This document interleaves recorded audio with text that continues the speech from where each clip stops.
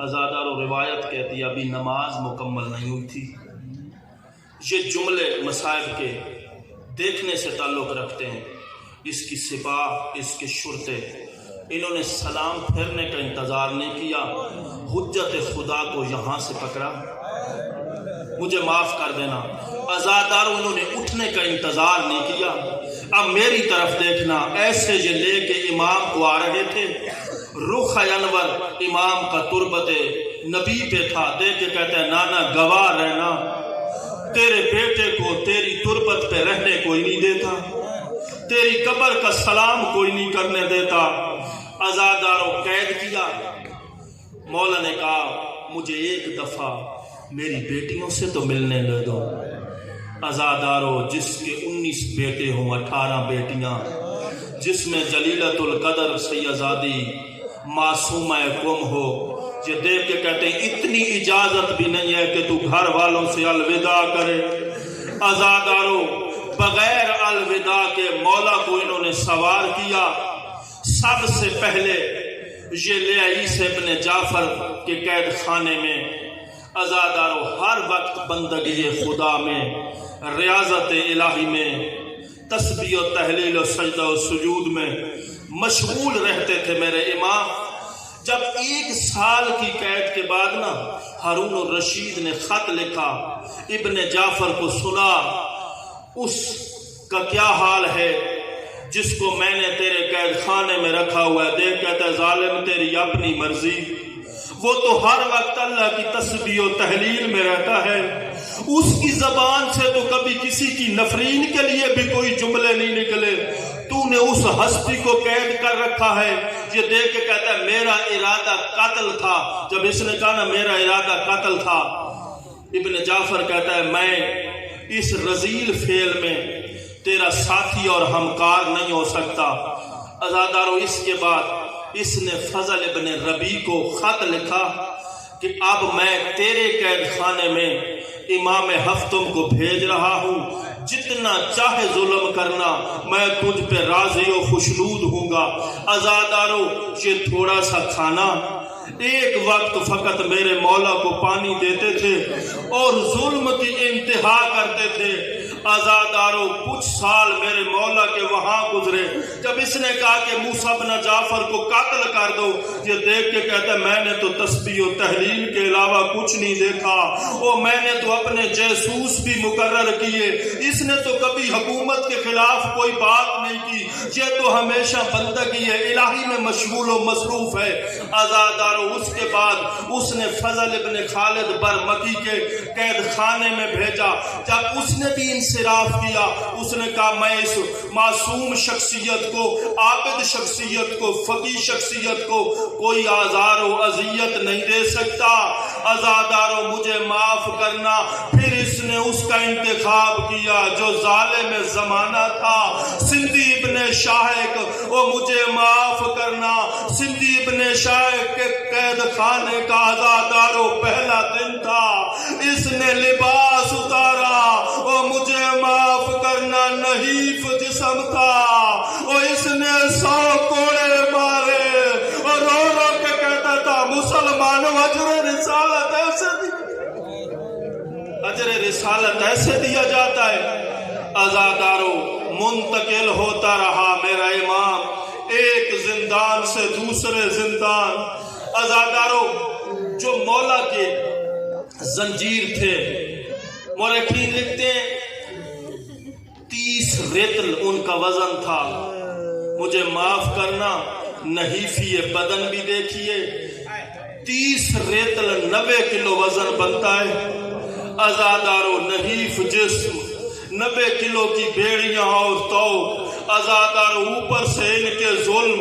ازاداروں وہ قید خانہ جب مولا کی زیارت پڑھتے ہوں گے تو پڑھتے ہوں گے السلام علی المعذب فی کار السجون، میرا سلام ہو میرے مولا پہ، وہ جس کا زندان ایک کنواں تھا، وہ جس کے اوپر انہوں نے دروازہ بنایا ہوا تھا۔ ازاداروں کئی سیڑھیاں تھی، امام وقت کو پتہ نہیں چلتا تھا سورج طلوع کب ہوا اور سورج غروب کب ہوگا۔ आजादारों, एक दफा ये आलम हो गया था, एक दफा दरोगा ने हारून को बुलाया, देख कहते आ जो कैदी तूने मेरे पास रखा हुआ है ना, मैं तुझे उसकी हालत दिखाऊं। आजादारों, जब ये कमीना आया ना, इसने देखा, देख कहता है मुझे तो फकत एक सफेद चादर नजर आ रही है। ये देख के कहता है सफेद चादर ही तो होगी, इसके नीचे जिस्म इंसानी तुझे कहाँ नजर आएगा। वो 14 साल की कायद ने वो तेरे इमाम हफ्तुम का ये हाल कर दिया था। आजादारों, फकत जिस्म की हड्डियां रह गई। अजरुकुम इंदल्लाह, हर आंख अशबार हो गई। आजादारों, फकत हड्डियां रह गई थी। अगला जुमला ज़ियारत का जिस मोमिन ने नहीं पढ़ा ना, मफातिउल जनान में जरूर जाके पढ़ना। जिस्साकिल मरजूज दूसरा ज़ियारत का जुम्मा है, लफ्ज़ इस्तेमाल हुआ है जिस्साकिल मरजूज। राज़ा कहते हैं तो चक्की के पोड़ों के दरमियान दाने को रख के आजादारों पीस देना। ये लफ्ज़ आले बैत की 3 शख्सियतों के मसाइल में इस्तेमाल हुआ है। पहला हुआ है जद्दतुस सदार जनाबे ज़हरा सलवातुल्लाह अलैह के लिए। आजादारों, जब रोना मकसद है, रुलाना मकसद है, खुशनूदी इमाम मकसद है, हर आंख अखबार हो गई। बस आखिरी रिवायत आजादारों, जब शाम के हाकिम ने मदीना के हाकिम को खत लिख के कहा तुमने अली पे कौन सा इतना बड़ा जुल्म किया, अली जैसा बहादुर जिसके सामने अरब के बड़े बड़े जंगजुओं के पित्ते पानी हो जाते थे, वो दिन में भी रोते हैं, रात में भी रोते हैं।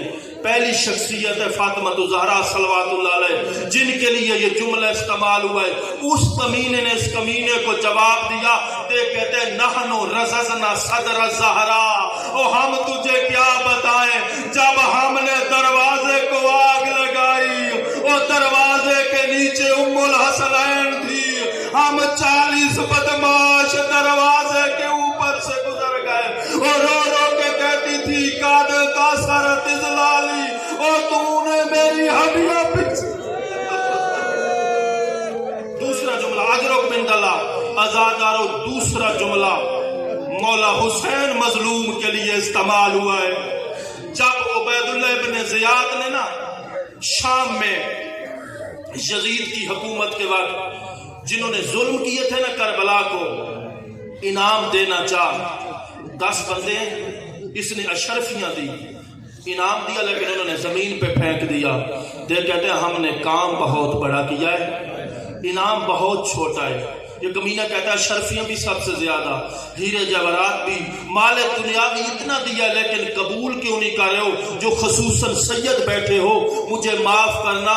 ये 10 कमीने कहते हैं नहनो रज़ज़ना सदर अल हुसैन, हम वो हैं जिन्होंने घोड़ों को ताजा नहल लगा के और हुसैन के सीने को पीसा, और हमने हुसैन की लाश।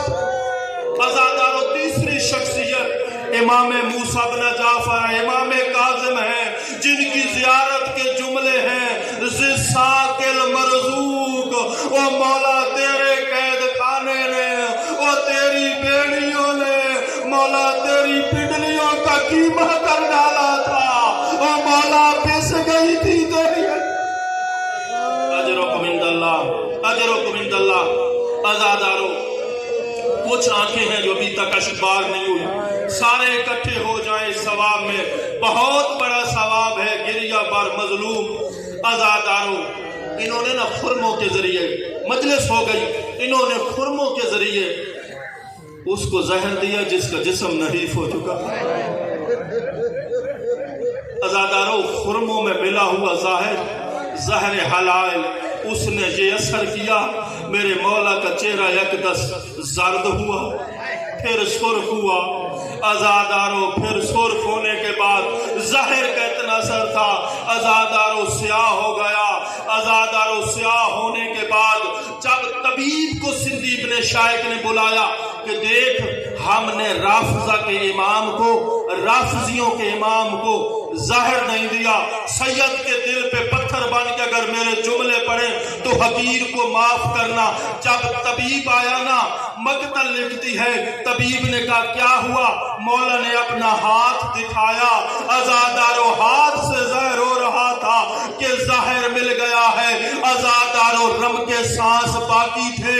صدی ابن شیخ تازیانہ لے کے آیا، عزادارو 30 رتل کی بیڑیا وہ نہیں فجسما، عزادارو اس نے تازیانہ برسانا اور رو رو کے کہتے تھے حیا کرو اور میں تمہارے نبی کا حیا کرو، میں تمہارے نبی کا بیٹا ہوں۔ عزادارو مولا اس دنیا سے انا للہ و انا الیہ راجعون رو رو کے کہتے تھے۔ ایک جملہ بڑا معرفت ہے، مصائب ہو چکا، لیکن میں کہتا ہوں کہ میں اس کو پڑھوں۔ رو رو کے کہتے تھے اللہم تفرحنی لعبادتک۔ بھائی جان اکثر مولا کا یہ ورد تھا، میرا مالک مجھے اپنی عبادت کے لیے نا فراغت دے، میں ایک جگہ رہوں فقط یہاں تیری عبادت کروں۔ اور جو پہلے 3 قید خانے تھے، زندان میں تھے، اس میں فقط مشغول بندگی الہی رہتے تھے، لیکن قسم بخدا کوئی اتنا سخت زندان تھا نا صدی ابن شیخ کا، رو رو کے کہتے تھے اللہم خلصنی من السجن الہارون، پروردگار مجھے ہارون کے قید خانے سے او میرا مالک نجات عطا فرما۔ اب میری ہڈیاں پانی ہو، اب میری ہڈیاں پانی ہو گئی۔ عزادارو آپ بتاؤ، عام بندہ مر جائے نا، عام، اس کے جنازے کے لیے بھی 4 اس کے قرابت دار ماننے والے بھائی جان آ جاتے ہیں۔ یہ مظلومیت ہے۔ جب امام ہفتم اس دنیا سے چلے نا، مجھے معاف کرنا، تڑپ رہے تھے۔ زندگانی آل محمد والا لکھتا ہے جب ایسے تڑپ رہے تھے جیسے مچھلی پانی سے بہر آتی ہے، مجھے معاف کرنا، انہوں نے ایک قالین منگایا، تیرے امام کو قالین پہ رکھ کے قالین کو لپیٹ دیا اور قالین کے اندر تڑپتا رہا امام موسیٰ کاظم۔ عزادارو پھر ایک ننگے تخت پہ مجھے معاف کرنا، امام ہفتم کے میت کو رکھا گیا۔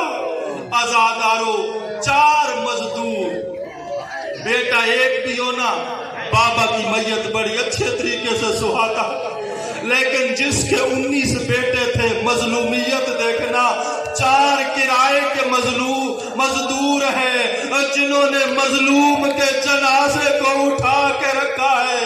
عزادارو پل بغداد پہ جنازہ آیا، اور سلیمان نے دیکھا اور دوڑتا ہوا آیا، دیکھ کہتے ہٹ جاؤ، یہ ہمارے امام ہے، یہ امام ہفتم ہے۔ عزادارو روایت کہتی ہے 250 دینار کا قیمتی کفن امام موسیٰ کاظم کو ملا۔ میں کہتا ہوں مولا رضا آپ کی اچھی قسمت ہے، آخر والا 14 سال زندانوں میں گزر گئے لیکن کفن تو مل گیا۔ آئے قسمت سجاد، اور کبھی دائیں دیکھتے تھے اور رو کے کہتے تھے میرے بابا مظلوم کو وہ دفن کرنے والا کوئی نہیں اور کفن دینے والا